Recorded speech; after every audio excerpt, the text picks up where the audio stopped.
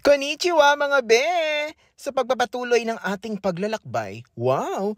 Sa Nagoya, Japan, heto nga at may nakita akong vending machine na nagtitinda ng Demon Slayer na inumin. Oo, ayan nga at nagbabayad na ang person para makuha si Nezuko.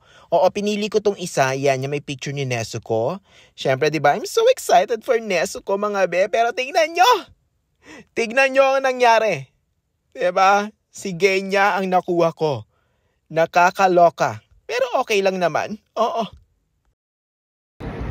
Akala ko matik na Nezuko. Nung pala yung mga main characters natin yung pwedeng lumabas. So, Genya tayo. Oo, for today's video mga bin.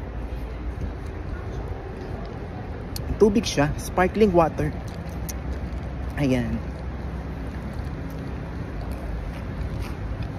Unang-uho na rin ako. Pinagod ako ng Nagoya. Yes.